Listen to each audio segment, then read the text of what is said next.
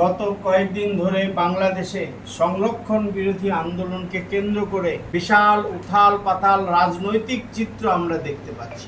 সংরক্ষণ তুলে দেওয়ার পরেও আমরা দেখেছি সেখানকার জামাতপন্থী যারা আছে তারা সরকার পদত্যাগ না করা পর্যন্ত তারা দেশের আন্দোলন থামাবে না, এরকম তারা আন্দোলন শুরু করেছে। আর তার মধ্যেই আন্দোলনকে কেন্দ্র করে বাংলাদেশ উত্তাল হয়ে উঠেছে। তার ফলে হাসিনা বাংলাদেশ ছেড়ে অন্য দেশে পাড়ি দিয়েছে। পাড়ি দেওয়ার সাথে সাথে বাংলাদেশের অরাজকতা চরম আকার ধারণ করেছে। আগে ছাত্র আন্দোলন কেন্দ্র করে অনেক ছাত্রদের উপর গুলি চলেছে, আমরা দেখেছি। বিভিন্নভাবে কেউ বলছে 1000, কেউ বলছে 200-500 ছাত্র মারা গেছে। কিন্তু আমরা দেখলাম হাসিনা দেশ ছাড়ার সাথে সাথে সমস্ত বাংলাদেশে যেমন আন্দোলন শুরু হয়েছে, আন্দোলনের সাথে সাথে আরেকটা জিনিস আমরা দেখতে পাচ্ছি যে সেখানে হিন্দুদের উপরে আক্রমণ শুরু হয়েছে। বাড়ি ঘর জ্বালানো পোড়ানো, মঠ মন্দির জ্বালানো পোড়ানো, বিভিন্নভাবে তাদের উপর অত্যাচার শুরু হয়েছে, লুট তরাজ শুরু হয়েছে।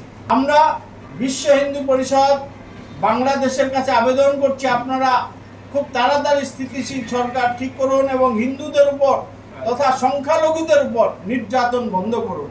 এবং ভারত সরকারের কাছে বিশ্ব হিন্দু পরিষদ আবেদন করছে যে ভারত সরকার এবং আসাম সরকারের কাছে আমরা আবেদন করছি যে ইমিডিয়েট বাংলাদেশে যাতে হিন্দুদের উপর নির্যাতন বন্ধ হয়, তার জন্য সম্যক ব্যবস্থা ভারত সরকারকে নেওয়ার জন্য আমরা আবেদন করছি। এর সাথে সাথে আবেদন করছি আন্তর্জাতিক যারা বুদ্ধিজীবী রয়েছে, রাষ্ট্রীয় যারা দেশ রয়েছে, যে দেশে হিন্দুদের এই দুরবস্থার কথা তারা কিছুতেই বলছে না।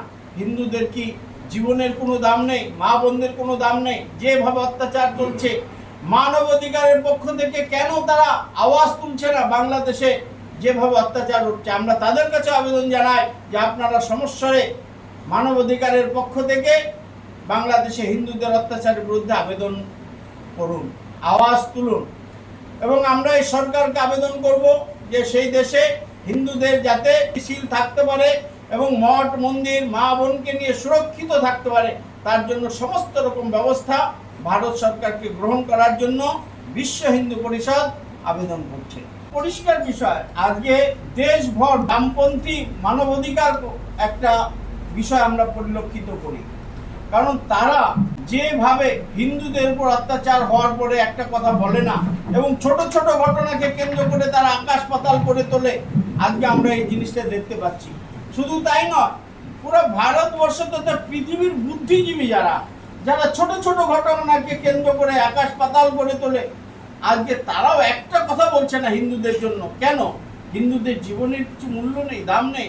হিন্দুরা কি চিরজীবন মার খাবে? বাংলাদেশ স্বাধীনতার সময় 32% হিন্দু ছিল, আজকে সেখানে 8% হিন্দু হয়ে গেছে। এই আন্দোলনের পরে যদি এইরকম অত্যাচার চলতে থাকে, হিন্দুরা সেই দেশে থাকতে পারবে না, এই দেশে আসতে হবে। এই দেশে যদি আসতে বাধ্য হয়, ভারত সরকারকে দায়িত্ব তাদেরকে নিরাপত্তা এবং তাদের নাগরিকত্ব সমস্ত কিছু দেওয়ার দায়িত্ব ভারত সরকারকে নিতে হবে। বিশ্ব হিন্দু পরিষদ সগৌরবে এটা আর আবেদন করছে। চলছে সরকারের পক্ষ থেকে বিশ্ব হিন্দু পরিষদের কার্যকর্তারা বসেছেন এবং তারা আশ্বস্ত করেছেন আমাদেরকে, তারা সমস্তভাবে সরকারের পক্ষ থেকে বাংলাদেশের উপর নজর রাখছেন। যেহেতু সেখানে স্থিতিশীল সরকার নেই, তাই কথা বলার জন্য পরিস্থিতি তৈরি হয়নি। নিশ্চিতভাবে আমরা মনে করি একাধ দিনের মধ্যে সেখানে স্টেবল সরকার গঠন হবে এবং সরকারের সাথে যেভাবে আলোচনা করা দরকার পররাষ্ট্রনীতির ব্যাপারে, নিশ্চিত আমার ভারত সরকার সেটা করবে। বর্তমানে যে স্থিতি চলছে, এই স্থিতিতে ভারত সরকার ঠিক করেছে যে বাংলাদেশের কোনো লোককে ভারতে এখন প্রবেশ করতে দেওয়া হবে না। এটা সরকারি স্ট্র্যাটেজি। এমন যদি বাংলাদেশের বর্ডার খুলে দেওয়া যায়, তাহলে দেখা যাবে যে আনওয়ান্টেড পার্সন তারাও হাজার হাজার ভারতে ঢুকে পড়বে। কারণ এরা উইদাউট পাসপোর্টে আছে, এদের কাছে পাসপোর্ট নেই। এরা যারা বাংলাদেশ বর্ডারে ভিড় করছে, নিশ্চিতভাবে পরিস্থিতি যদি ঘোরালো হয়, তাদের জন্য ভারত সরকারকে চিন্তা করতে হবে। এটা বিশ্ব হিন্দু পরিষদের আবেদন। দেখুন, বাংলাদেশ ভারতবর্ষের প্রতিবেশী রাষ্ট্র। আপনারা জানেন পাকিস্তানের সাথে আমাদের সম্পর্ক কীরকম। আমরা চাই না যে বাংলাদেশের সাথে আমাদের সম্পর্ক নষ্ট হোক।